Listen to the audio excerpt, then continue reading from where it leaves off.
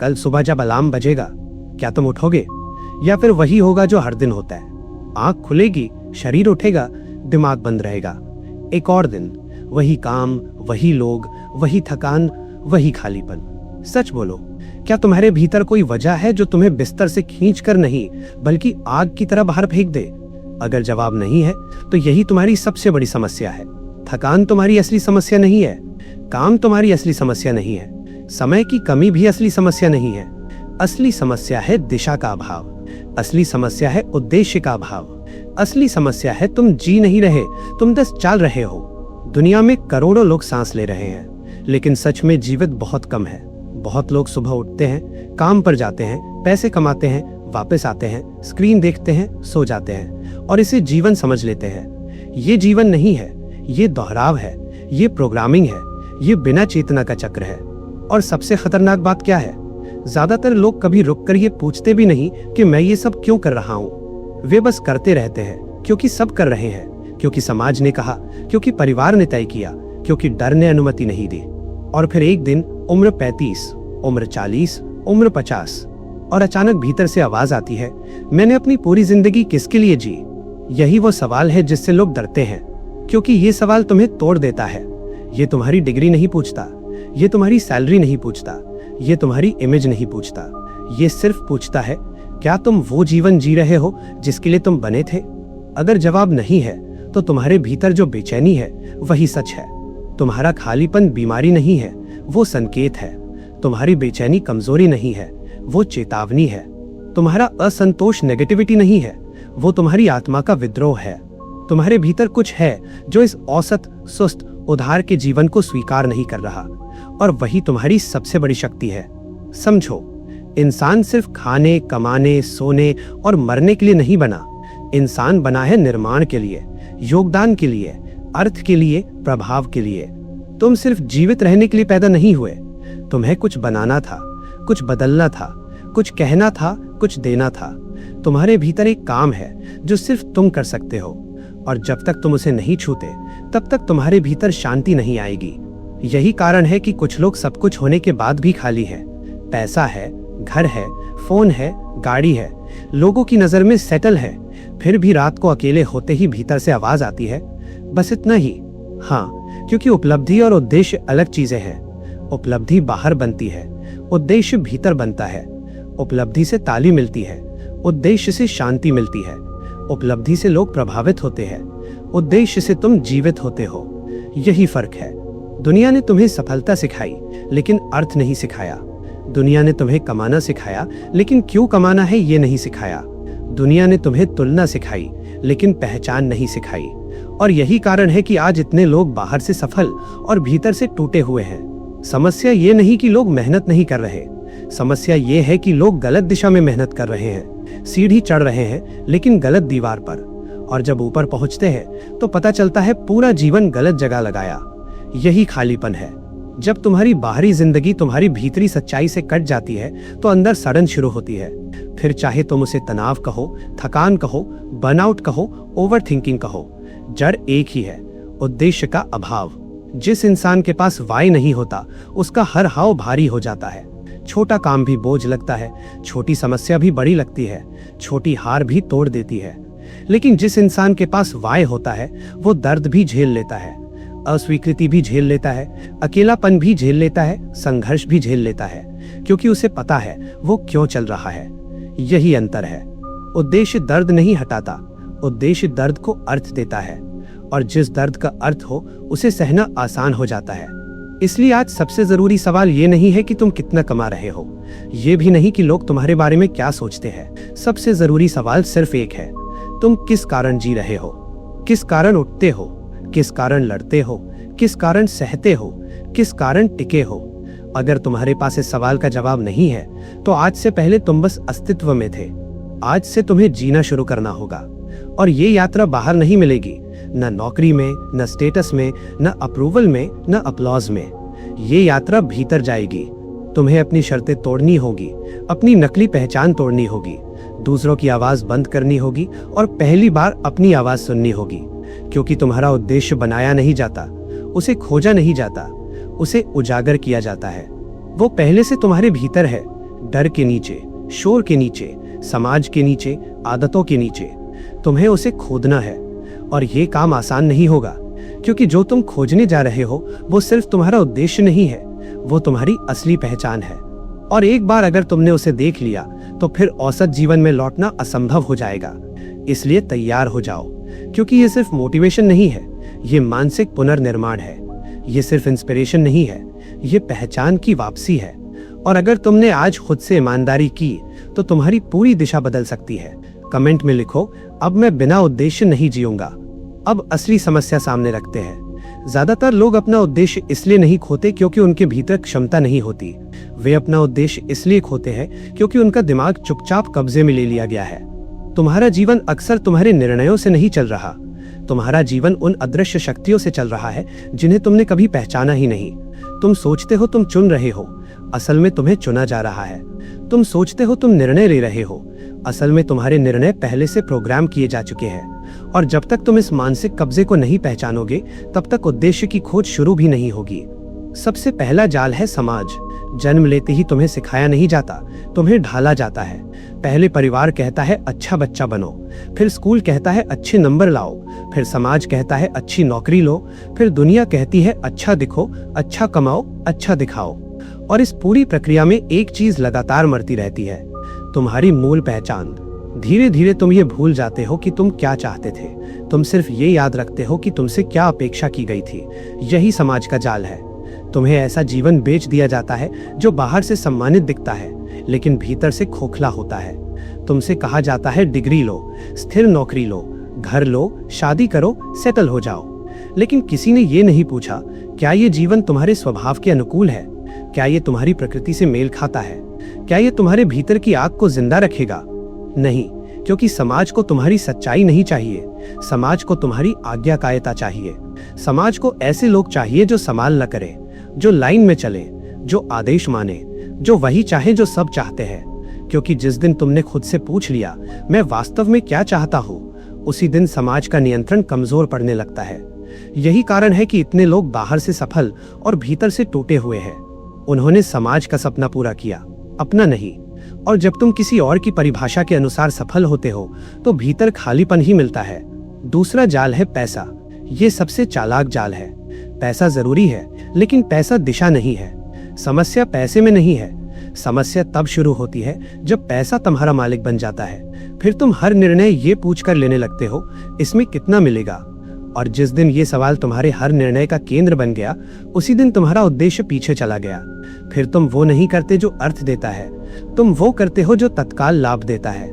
यही वो बिंदु है जहां लोग अपनी आत्मा बेचते नहीं, धीरे धीरे किराए पर देना शुरू करते हैं। थोड़ा समय, थोड़ी ऊर्जा, थोड़ी सच्चाई, थोड़ी आत्मा, और फिर एक दिन पूरा जीवन चला जाता है।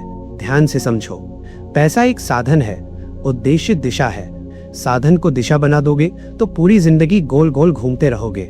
जिस इंसान का लक्ष्य सिर्फ पैसा है वो कभी तृप्त नहीं होगा, क्योंकि पैसा भूख मिटाता नहीं, पैसा भूख बढ़ाता है।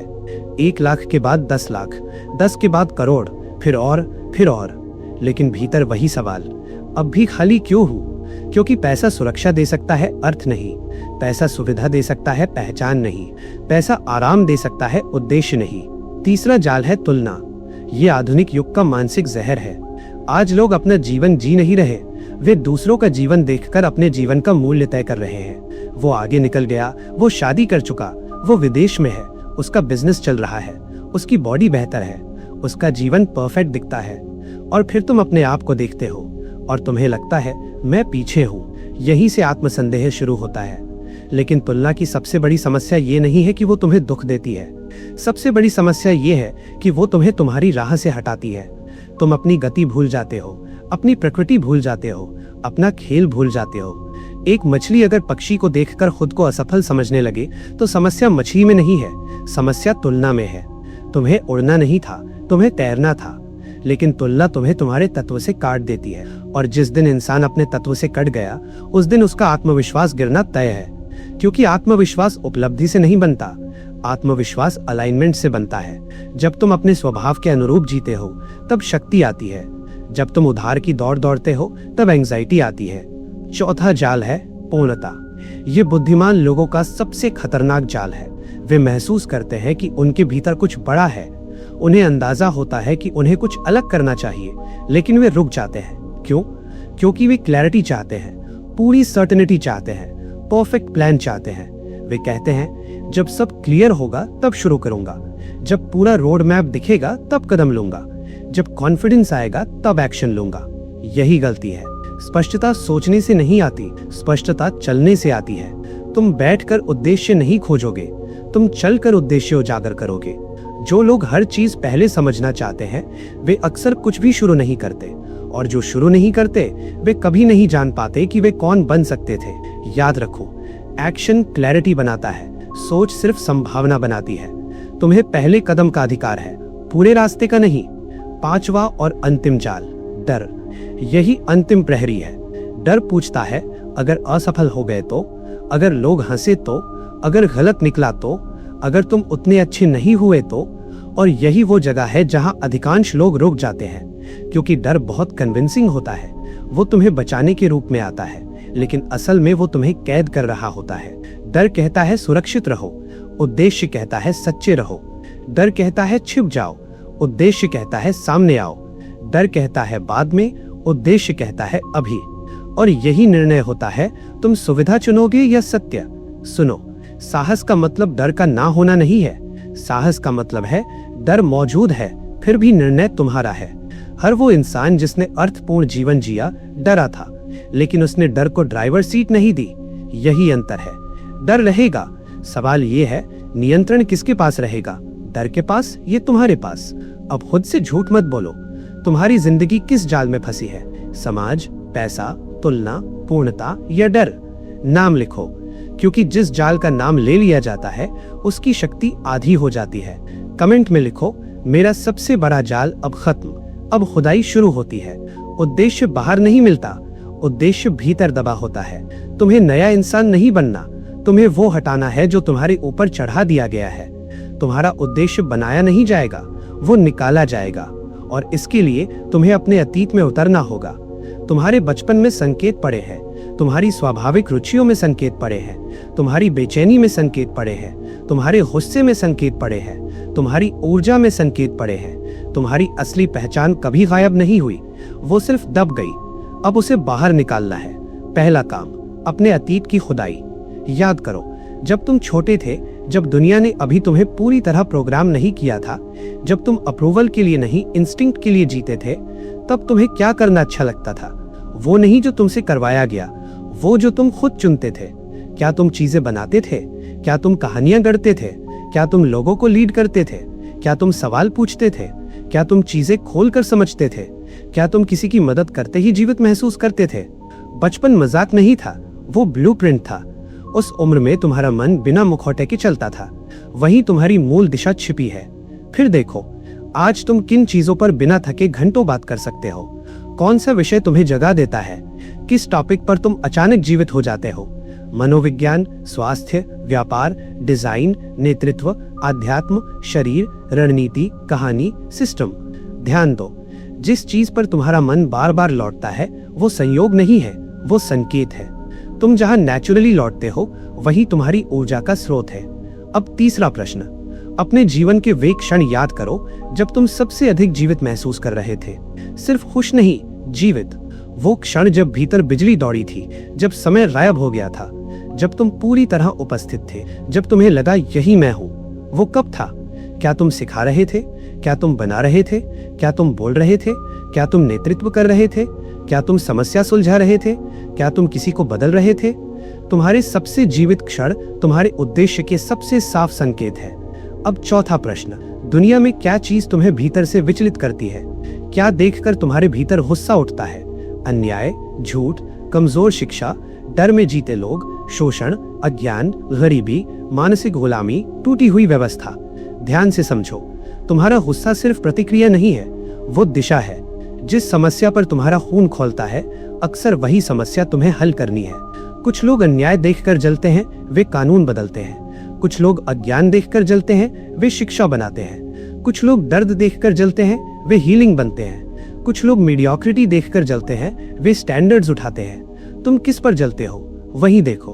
अब पांचवा प्रश्न, अगर पैसे की समस्या खत्म हो जाए, अगर तुम्हें जीवन भर काम के लिए पैसे की चिंता ना करनी पड़े, तो तुम अपना समय कहाँ लगाओगे? तुम क्या करते फिर भी? यही सच्चाई सामने आती है।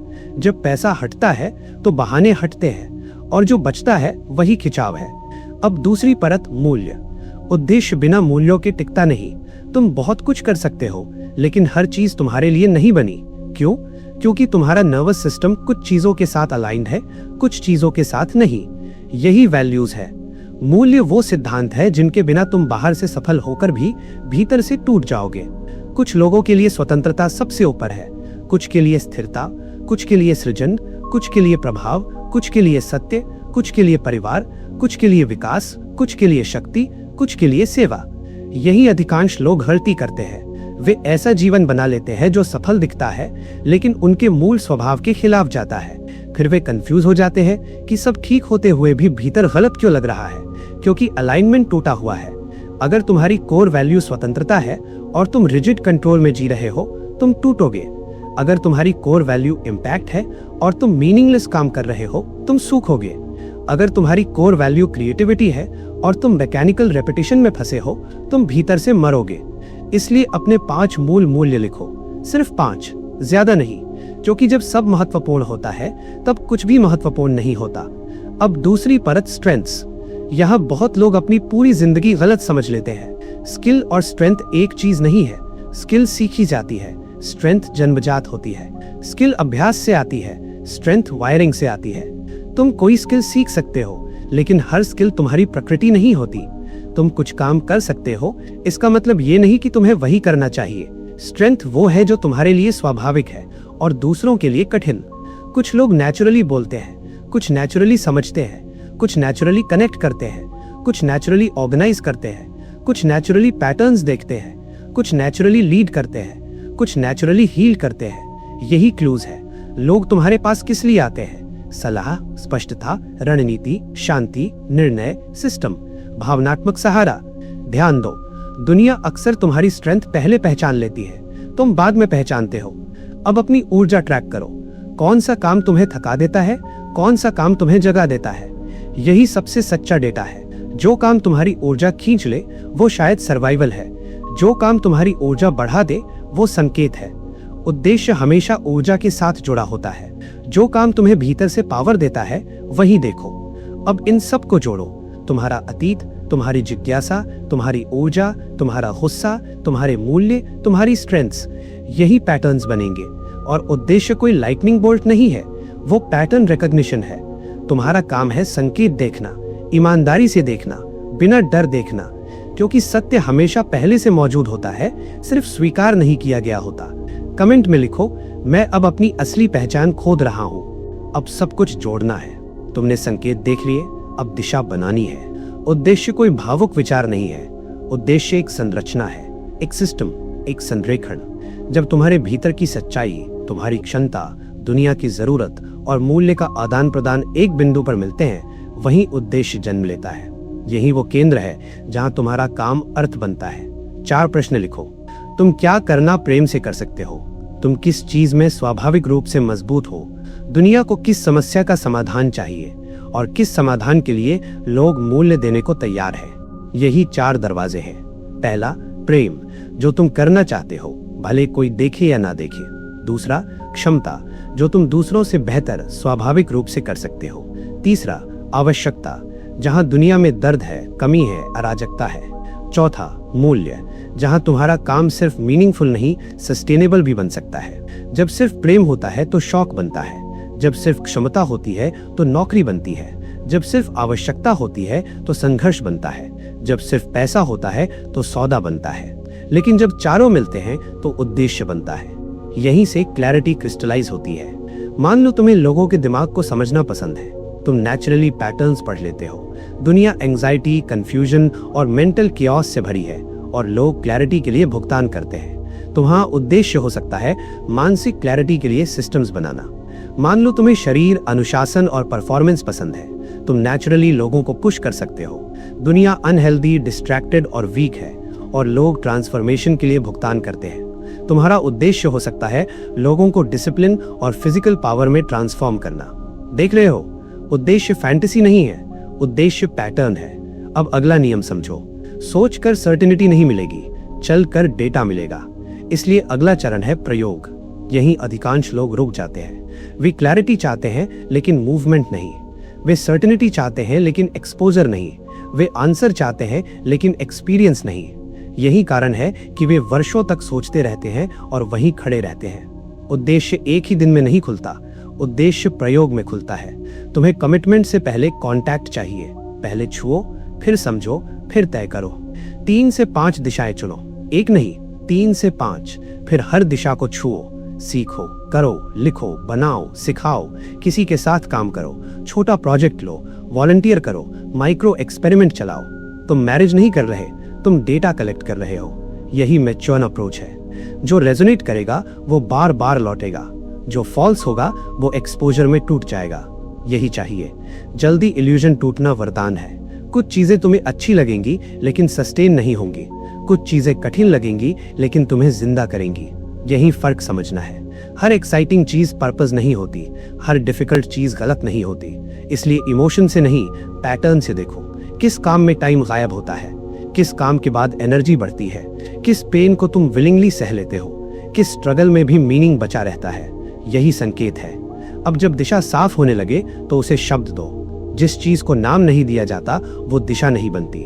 तुम्हें अपना पर्पस स्टेटमेंट लिखना होगा। एक वाक्य, साफ, निर्दयी, सच्चा। मैं अस्तित्व में इसलिए हूं ताकि ब्लैंक, किन लोगों के लिए और किस प्रभाव के लिए। उदाहरण, मैं अस्तित्व में इसलिए हूं ताकि बिखरे हुए लोगों को मानसिक स्पष्टता दूं, ताकि वे डर से नहीं निर्णय से जी सके। मैं अस्तित्व में इसलिए हूं ताकि अनुशासनहीन लोगों को संरचना दूं, ताकि वे अपनी क्षमता बर्बाद करना बंद करें। मैं अस्तित्व में इसलिए हूं ताकि दबे हुए लोगों को आवाज दूं, ताकि वे अपनी पहचान रिक्लेम कर सके। ये स्टेटमेंट मोटिवेशनल कोट नहीं है, ये तुम्हारा मानसिक संविधान है। यही तुम्हारा फिल्टर बनेगा। अब हर डिसीजन इस फिल्टर से गुजरेगा। क्या ये काम मेरे उद्देश्य के साथ अलाइंड है? क्या ये रिश्ता मेरी दिशा को मजबूत करता है? क्या ये अवसर मुझे मेरे केंद्र के करीब ले जा रहा है? क्या ये डिस्ट्रैक्शन है या डेस्टिनी? यही जीवन सरल होने लगता है। जब उद्देश्य क्लियर होता है तो डिसीजन फटीग कम हो जाती है।